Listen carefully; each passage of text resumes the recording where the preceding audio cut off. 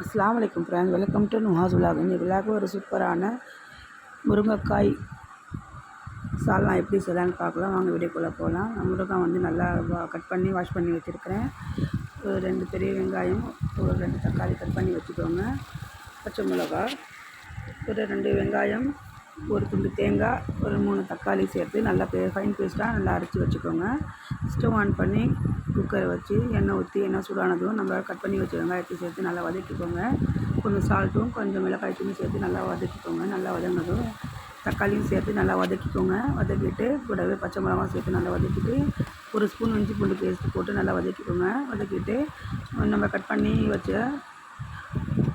முருங்கைக்காயும் சேர்த்து நல்லா வதக்கிக்கோங்க. நான் ஒரு 2 துண்டு மட்டன் வச்சுருங்க, அதை நல்லா பொடியாக கட் பண்ணி அதுவும் சேர்த்து நல்லா வதக்கிட்டு நல்லா பச்சை வாசனை போனதும் நம்ம ஃபைன் பேஸ்ட் அரைச்சி வச்ச வெங்காயம் சேர்த்து நல்லா வதக்கிக்கோங்க. வதக்கிட்டு 1 ஸ்பூன் மிளகாய்த்தூள், 1/4 ஸ்பூன் மஞ்சள் தூள், 1/2 ஸ்பூன் மல்லித்தூள், கரம் மசாலா 1 ஸ்பூன் சேர்த்து நல்லா வதக்கிக்கோங்க. தேவையான உப்பு சேர்த்து நல்லா வதக்கிட்டு 1 டம்ளர் அளவுக்கு தண்ணீர் சேர்த்து ஒரு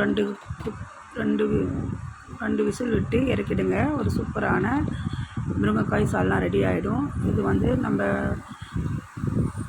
எல்லாத்துக்கும் சைட் டிஷ்ஷாக சாப்பிட்லாம். சூப்பராக இருக்கும். ட்ரை பண்ணி பாருங்கள் ஃப்ரெண்ட்ஸ். டேஸ்ட்டு நல்லாயிருக்கும். நான் வந்து கொஞ்சம் தண்ணியாக வச்சுருக்கிறேன். நம்ம கொஞ்சம் கெட்டியாக வேணால் கூட கொஞ்சம் கெட்டியாக வச்சுக்கலாம். இது மாதிரி ட்ரை பண்ணி பாருங்கள் ஃப்ரெண்ட்ஸ். தேங்க்யூ, பாய்.